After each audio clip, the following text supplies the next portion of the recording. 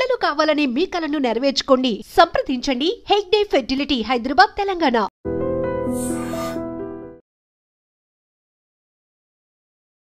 అందరికీ నమస్కారం. Welcome back to I dream. నేను మీ ఝాన్సీ. పక్షవాతం. ఒక మనిషి స్కూటర్ నడుపుతూనో, సైకిల్ తొక్కుతూనో, లేదంటే పొలంకి వెళ్తూనో, లేకపోతే ఆఫీస్కి వెళ్తూనో, వెళ్ళొచ్చాకనో సడన్గా పడిపోవడం, అక్కడి నుంచి తన లైఫ్ మొత్తం మారిపోతుంది. ఈ పక్షవాతం వల్ల ఎక్కడికి వెళ్ళలేకపోవడం, ఫైనాన్షియల్గా ఇబ్బంది పడడం, అప్పటి వరకు హ్యాపీగా ఉన్న ఫ్యామిలీస్ కూడా అరే పెద్దవాళ్ళకి ఇలా అయింది అని చెప్పి, లేదా పిల్లల్లో వచ్చినప్పుడు కూడా ఇబ్బందులన్నీ ఎదుర్కొంటూ ఉంటారు. అసలు ఈ పక్షవాతం అనేది ఎందుకు వస్తుంది? వారసత్వం వల్ల వస్తుందా, లేకపోతే స్మోకింగ్ వల్ల, డ్రింకింగ్ వల్ల, ఎలాంటి హ్యాబిట్స్ వల్ల వచ్చే అవకాశం ఉందా? ఈ విషయాలు తెలుసుకుందాం. ప్రస్తుతం మనం ఆయుర్వేద వైద్యంలో తనకంటూ ప్రత్యేక ముద్రని, ప్రత్యేక స్థానాన్ని ఏర్పరచుకున్న ఆంజనేయరాజు గారి దగ్గర ఉన్నాము. నమస్తే సార్. నమస్కారం అమ్మా. ఎలా ఉన్నారు సార్? బాగున్నానండి సార్. పక్షవాతం అనేది మన ఊర్లలో చూసినట్లయితే, ఊర్లలో కానీ సిటీస్లో కానీ ఎక్కడైనా అప్పటి వరకు బాగుంటారు. అరే మార్నింగ్ ఇందాకే టిఫిన్ చేసి వెళ్ళారు, స్కూటర్ స్టార్ట్ చేస్తుంటే పడిపోయారు, లేకపోతే అప్పుడే వచ్చారు, అన్నం తిన్నారు, ఇలా అయిపోయిందని చెప్తూ ఉంటారు. ఇట్లా సడన్ స్ట్రోక్స్ లేకపోతే సడన్గా ఇష్యూస్ రాకుండా ముందుగా ఏమైనా మనం కనిపెట్టగలమా పక్షవాతాన్ని? అసలు ఎందుకు వస్తుంది? ఎందుకు వస్తుంది అంటే ముందుగా ఏం మనం కనిపెట్టలేమమ్మా, అది చెప్పలేము. గాలి కొట్టింది అంటారు కదా మన విలేజెస్లో, గాలి తగిలింది పడిపోయాడు అంటారు. అంటే ఇది వాయువుకు సంబంధించిందని మనం అక్కడ వాళ్ళు చెప్పి మాటలోనే అర్థమవుతుందమ్మా. ఓకే. 2-3 రకాలు ఉంటాయండి ఇందులో. ఎలాగంటే హార్ట్ పంపింగ్ పెరిగిపోవడం వల్ల కానీ, బీపీ పెరగడం వల్ల కానీ, బ్రెయిన్లో క్లాట్స్ రావడం వల్ల ఒకటి జరుగుతుందమ్మా. అలాగే హార్ట్ నుంచి ఈ పెరగడం వల్ల ఏమవుతుందంటే హార్ట్ వీక్ అవ్వడం వల్ల కూడా పక్షవాతం రావచ్చు. ఈ వాయువు ఏదైతే బ్లాకేజ్ ఉందో బాడీలో, ఒక కాలుకో, ఒక చెయ్యికో, మొహంలో ఒక పార్ట్కో, ఆ వాయువు బ్లాకేజ్ ఉన్న చోట మనం గాలి కొట్టిందంటే అది ఆ పక్క ఏమవుతుందంటే పడిపోవడం, వాళ్ళు మళ్ళీ కొంతసేపటికి కొంతమంది రికవర్ అవుతారు, కొందరు అవ్వరండి. అదేవిధంగా బ్యాడ్ హ్యాబిట్స్ వల్ల కూడా ఇది రావడానికి అవకాశం ఉందమ్మా, లేదని చెప్పలేము మనం. కొలెస్ట్రాల్ ఒకటి జాగ్రత్తగా చూసుకోవాలి ఈ విషయంలో. ఇక్కడ బ్రెయిన్ నుంచి క్లాట్ ఉండి పక్షవాతం వచ్చిన వాళ్ళకి ఏమవుతుందంటేనమ్మా, మాకు వచ్చిన కేసుల్లో ఎక్కువ శాతం వాళ్ళు ఏ పక్కనైతే పక్షవాతం వచ్చిందో ఆ పక్కన సన్నబడడం కానీ ఏమీ ఉండదు. కానీ బ్రెయిన్ నుంచి సిగ్నల్ వెళ్ళకపోవడం వల్ల ఆ పార్ట్ పనిచేయదమ్మా. బ్రెయిన్లో క్లాట్ వల్ల ఏమవుతుందంటే కొన్ని ఇబ్బంది పడతాయి. కొన్ని ఏవైతే సెల్స్ ఉన్నాయో బ్రెయిన్ సెల్స్ చనిపోవడం వల్ల ఏమవుతుందంటే అక్కడి నుంచి సిగ్నల్స్ పంపేది బ్రెయినే కదా, బాడీ అంతా మూవ్ అవ్వాలంటే. ఆ సిగ్నల్ రాకపోవడం వల్ల ఆ పార్ట్ ఇది అవుతుంది. ఇప్పుడు బ్లడ్ సర్క్యులేషన్ కూడా ఆగిపోతుంది సార్. ఫర్ సపోజ్ ఈ కేసుల్లో ఆగదమ్మా, అదే చెప్పేది. బ్లడ్ సర్క్యులేషన్ అవుతుంది, కదలికలు ఉండవు, కదపడానికి అంటే సిగ్నల్ రాలేదు కదా, బ్రెయిన్ నుంచి రావట్లేదు కదా. ఇంకొక టైప్లో ఏమవుతుందంటే బ్లడ్ సర్క్యులేషనే ఉండదమ్మా, ఆ నరాలు బరస్ట్ అవడం కానీ, బ్లాక్ అవడం కానీ జరిగిపోతుంది. వాళ్ళకి ఏమవుతుందంటే సన్నగింతాయి ఆ భాగాలు. ఇప్పుడు ఒక కాలుకి పెరాలసిస్ వచ్చింది, లేకపోతే ఒక పక్క పెరాలసిస్ వచ్చింది, ఆ పక్కన ఆ సైడ్ ఏమవుతుందంటేనేమో స్లోగా తగ్గిపోతుంది. ఇప్పుడు మజిల్ తగ్గిపోతుంది అనమాట, స్ట్రెంగ్త్ తగ్గిపోతుంది. అది ఒక టైప్ అమ్మ. ఇక్కడ ఏదైతే బ్రెయిన్ నుంచి సిగ్నల్స్ రావట్లేదో వాళ్ళు చూడడానికి చాలా బాగుంటారు. ఎక్కడ మీకు సన్నబడడం కానీ, బ్లడ్ ఫ్లో తగ్గడం కానీ ఇలాంటివి ఉండవు. ఇక్కడ ఏమవుతుందంటే పంపింగ్ తగ్గడం వల్ల కూడా ఈ పక్షవాతం అనేది వస్తుందమ్మా. హార్ట్ పంప్ చేసింది బాగా, చాలా బాగా చేసింది, ఒక వాల్ పాడైనప్పుడు మీకు లెఫ్ట్ సైడ్ పంపింగ్ బాగాలేదు, లేకపోతే రైట్ సైడ్ పంపింగ్ బాగాలేదు. ఎప్పుడైతే పంప్ చేయడం తగ్గిపోయిందో అప్పుడు ఆటోమేటిక్గా బీపీ 2 చేతులకి చేస్తే కూడా 2 సైడ్స్ చూడాలమ్మా ఈ పెరాలసిస్ కేసెస్లో. ఇక్కడ చాలా రేర్గా ఏమవుతూ ఉంటుందంటే రైట్ సైడ్కి లెఫ్ట్ సైడ్కి 10 నుంచి 30 కూడా తేడా ఉంటుందమ్మా. ఆ డిఫరెన్స్ తక్కువ ఉంది. ఏదైతే మీకు పెరాలసిస్ వచ్చి ఇబ్బంది పడిన పక్కన ఉందో ఆ సైడ్లో బీపీ తక్కువ, రెండో పక్క బాగుంటుందండి. మనం స్పర్శ ద్వారా కూడా తెలుస్తుందమ్మా. అది పెరాలసిస్ వచ్చిన వైపున మనం ఇలా ముట్టుకొని చూస్తే చల్లగా ఉంటుంది, రెండో వైపున హీట్ నార్మల్ హీట్లో ఉంటుంది. ఇవన్నీ కూడా టెస్ట్ చేసి స్పర్శ వల్ల కూడా తెలుసుకోవచ్చండి. ఎప్పుడైతే చల్లగా ఉందో ఆ వైపు సాధారణంగా బీపీ తక్కువ ఉండడానికి అవకాశం ఉంది. మనం ట్రీట్మెంట్లో ఆ బీపీ కనుక మళ్ళీ పెరిగి ఆ వైపుకి ఆ బ్లడ్ ఫ్లో అనేది ఈక్వల్గా వెళ్ళలేక చూడగలిగితే రికవరీ వచ్చేస్తుంది, ఆటోమేటిక్గా రికవరీ వస్తుంది.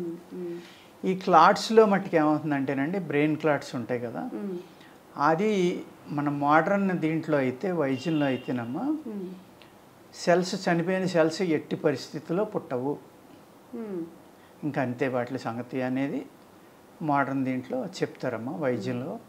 కానీ ఆయుర్వేదంలో ఆ బ్రెయిన్ సెల్స్ని కూడా పుట్టించవచ్చు, కొన్ని మందులు ఉన్నాయండి, ఇస్తాం. అలానే అందరికీ పనిచేస్తుంది, అందరికీ బ్రెయిన్ సెల్స్ పుడతాయని కాదు, కొంతమందిలో వాళ్ళ రికవరీ రావడానికి అవకాశం ఉందమ్మా. ఏ విధంగానంటే ప్రాణాయామం చేయడం, శ్వాసను ఎక్కువ తీసుకోవడం. ఆ ప్రాణాయామం ఏ విధంగా చేస్తే బాడీ అంతా ఈ శ్వాస అంటే ఆక్సిజన్ అనేది ఫ్లో అవుతుంది. ఎప్పుడైతే మీకు బ్లడ్ ఫ్లో తగ్గిపోయిందో అప్పుడు ఆ బ్లడ్ ద్వారా వెళ్ళి ఆక్సిజన్ శాతం కూడా తగ్గిపోతుంది. తగ్గిపోవడం వల్ల ఏమవుతుంది, అక్కడ సెల్స్, కణాలు చనిపోతాయి కదా, చనిపోయిన కణాలు శరీరం బయటికి పంపేస్తాం. అప్పుడు ఆటోమేటిక్గా స్ట్రింక్ అయిపోతుంది ఆ భాగం. అంటే టై కానీ, కాఫ్ మజిల్ కానీ, షోల్డర్ కానీ ఇవన్నీ కూడా సన్నబడడం మొదలు పెడతాయి.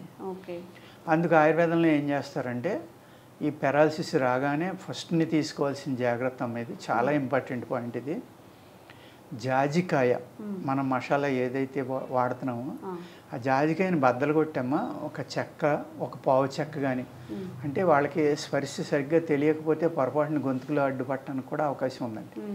అందుకే ఏం చేయాలంటే బొగ్గన పెట్టుకోవాలి జాగ్రత్తగా దాన్ని. ఆ కషాయం మింగుతూ ఉండాలన్నమా. ఏదైతే దాని నుంచి వచ్చే కషాయం ఉందో ఈ ఉమ్మి తగిలటం వల్ల అది దాని యొక్క మెడిసినల్ వాల్యూస్ బయటకు వస్తాయి కదా, అది బొగ్గన పెట్టుకోవడం చాలా ఇంపార్టెంట్ అమ్మా. సెకండ్ థింగ్, కుదిరితే ఇమీడియట్గా 21 జాజికాయలు దండగుచ్చి మెడలో వేసుకోవాలి. పేషెంట్ మెడలో వేయాలి, చాలా ఎఫెక్ట్ ఉంటుందమ్మా. నెక్స్ట్, ఇది గాలి తగిలి వచ్చింది అంటున్నాం కదా, గాలి మొత్తం అసలు తగలకూడదమ్మా మనిషికి. వెలుతురు గాలి లేని రూమ్లో పెడితే మ్యాక్సిమం రికవరీ వస్తుందండి. అదే ఒక రూమ్లోనే వెలుతురు ఎక్కువ ఉండకూడదు, ఫ్యాన్ ఎట్టి పరిస్థితిలో గాలి ఉండకూడదు. అందుకని దీన్ని గాలి వ్యాధి అన్నారు కాబట్టి గాలి తగలకూడదు. ఆయుర్వేద శాస్త్రంలో రాసిన ప్రకారం అయితే అలా చేసి, వీళ్ళు పూర్వం ఏం చేసేవారంటేనమ్మా, రాగానే వేడి నీళ్ళలో తేనె కలిపేయడం, ఆవాల నూనె వెంటనే ఏ పక్కనైతే మనకి పెరాలసిస్ ఎఫెక్ట్ అయిందో ఆ పక్కనే ఆవ నూనె బాగా మద్దన చేసేవారమ్మ. ఆవ నూనె అనేది చాలా హీట్ అనమాట. అదేం చేస్తుంది, ఆ మద్దన చేయడం వల్ల ఆ భాగం, చల్లబడిన భాగం వేడి వచ్చేస్తుంది. ఎప్పుడైతే వేడైందో బ్లడ్ సర్క్యులేషన్ పెరుగుతున్నాం. ఈ విధమైన ఫస్ట్ ఎయిడ్ అనేది పూర్వం చేసేవారు. చేయడం వల్ల చాలా ఎక్కువ రికవరీ ఉండేదండి, చాలా అంటే చాలా రికవరీ ఉండేది. సార్, ఇవన్నీ జస్ట్ హోమ్ రెమెడీస్ మాత్రమే, కానీ ఇప్పుడు పక్షవాతం వచ్చినప్పుడు ప్రాపర్గా పూర్తిగా తగ్గడానికి కూడా ఉన్నాయమ్మా. ఈ రెమెడీస్ వల్లే రికవరీ ఉంటుంది. రికవరీ ఉంటే అంతలాగా మనం తగ్గించుకునే పని లేదు కదమ్మా, అంత కష్టపడక్కర్లేదు కదా. అప్పుడు మెడిసిన్ కూడా ఈజీగా పనిచేస్తుంది. అదేవిధంగా ఆయుర్వేదంలో అద్భుతమైన మెడిసిన్స్ ఉన్నాయమ్మా. నేను అనేక మందిని, కొన్ని వందల మందిని నడిపించానమ్మా. నేను ఎందుకంటే మా జహీరాబాద్ ఫామ్ ఉంది కదండి, మా హెర్బల్ గార్డెన్ ఎక్కడైతే ఉందో అక్కడ చుట్టుపక్కలన్నీ విలేజ్లమ్మా. ఆ విలేజెస్లో వాళ్ళు 80-90 ఏళ్ళు వచ్చిన వాళ్ళు పని చేసుకుంటారు కాబట్టి పొలంలో గట్టిగా ఉంటారండి. వాళ్ళకి మెడిసిన్ చాలా అద్భుతంగా పనిచేస్తుంది. ఈవెన్ 10 మంది మోసుకుని వచ్చిన వాళ్ళు కూడా 10 రోజుల్లో మళ్ళీ నడిచి వచ్చిన వాళ్ళు ఉన్నారమ్మా. ఏంటి, అట్ ద ఏజ్ ఆఫ్ 85-90 వాళ్ళు కూడా. మన సిటీలో 60 ఏళ్ళు వాళ్ళే మన మందులు ఇస్తే అంత తొందరగా పనిచేయదు మందు. ఎందుకు పనిచేస్తుంది మందు అంటే, వాళ్ళు ప్రకృతిలో నివసించటం, కష్టపడి పనిచేయటం, ప్రతిరోజు ఎండలో ఉండటం, ఇవన్నీ కారణాలని నేను అనుకుంటానమ్మా. అంటే నా అనుభవంతో నేను ఇచ్చిన మెడిసిన్స్ ద్వారా. అలాగే మంచి కషాయాలమ్మా, ఏ అయితే వీటి మీద పనిచేసి కషాయాలు ఉన్నాయో అవి ఇస్తాం, ట్యాబ్లెట్స్ ఉంటాయి అవి ఇస్తామండి, లేహ్యాలు ఇస్తాం. అంటే శక్తి పెరగడం కోసం. ఏ మజిల్ అయితే వీక్ అయిందో ఈ పెరాలసిస్ రావడం వల్ల ఆ మజిల్కి మసాజ్ కూడా చేస్తాం. ఆయిల్స్, అనేక రకాల ఆయిల్స్ ఉంటాయి. ఒక ఆయిల్ ఏమో మజిల్ పెరగడానికి ఉంటుందండి, ఒక ఆయిల్ నరాలను ఓపెన్ చేయడానికి ఉంటుంది. ఇలాగా లోపలికి ఇచ్చే మెడిసిన్స్ ఏమో అక్కడ బ్లాకేజ్ ఏమైనా ఉంటే తీసేయడానికి. ఇన్ని రకాల మల్టిపుల్ ట్రీట్మెంట్ చేస్తే అమ్మా ఇక్కడ అసాధ్యం అనేది లేదు. రికవరీ అవడానికి చాలా ఎక్కువ అవకాశాలు ఉన్నాయండి. నిజంగా ఏదైనా డిసీజ్ వచ్చినప్పుడు మనం ప్రాపర్గా డాక్టర్ దగ్గరికి వచ్చి, అంటే రిలేటెడ్ సమస్యలు కూడా ఉంటాయి, ఓన్లీ పక్షవాతం కాకుండా వాళ్ళకి షుగర్ బీపీ ఏదైనా ఉంటుంది కాబట్టి ఓన్లీ వీడియో చూసి వీడియో త్రూ వెళ్ళకుండా ఒకసారి ప్రాపర్గా డాక్టర్ని కన్సల్ట్ అయ్యి ఈ మెడికేషన్ అంతా యూస్ చేస్తే కోలుకునే శాతం అనేది పెరుగుతూ ఉంటుంది. అంటే ఫస్ట్ ఎయిడ్ అనేది ఎందుకు ఇంపార్టెంట్ అంటేనండి, సపోజ్ ఇప్పుడు మనం సిటీలో ఉన్నాం కాబట్టి అందుబాటులో ఒక అరగంట పావుగంటలో హాస్పిటల్కి వెళ్తాం, లేకపోతే గంటలో వెళ్తాం. ఒక విలేజ్లో ఎక్కడో కార్నర్గా ఉన్నాడు, అతను ఆ ట్రాన్స్పోర్ట్ పురమాయించుకోవాలి, ఎవరో ఒకరు దొరకాలి, ఆ టైంకి తీసుకొచ్చి వాళ్ళు ఉండాలి. అదే ట్రైబల్స్ ఉన్నారు, కొన్ని గంటలు పడుతుంది, ఒక రోజు పట్టచ్చు. మరి ఫస్ట్ ఎయిడ్ చేయకపోతే ఏమవుతుందమ్మా? ఇప్పుడు ఆ టైంలో మీరు చెప్పిన జాజికాయ ఇలాగా ఎవరికైనా సరే, ఇప్పుడు మీరు సిటీలో కూడా ఒక గంట వెయిట్ చేసి బదిలీ ఫస్ట్ ఎయిడ్ చేసుకోవడం వల్ల ఉపయోగం తప్ప నష్టం ఏం లేదు కదమ్మా. మన పోపులు పెట్టిలో సామాన్య అది, దాంట్లో విషమేమీ లేదు, చక్కగా పనిచేస్తుంది. మంచి ధాతువులు ఉంటాయి అందులో, అద్భుతమైన ధాతువులు ఉంటాయండి జాజికాయలు. ఆ ధాతువుల వల్లే ఇతని బాడీలో హీట్ ఎక్కి మళ్ళీని ఇమీడియట్గా బ్లాకేజ్ ఏమన్నా క్లియర్ అయితే రికవర్ అయిపోవడానికి ఛాన్స్ ఉంది ఫస్ట్ ఎయిడ్లోనే. అదండి. Thank you sir. నమస్కారం.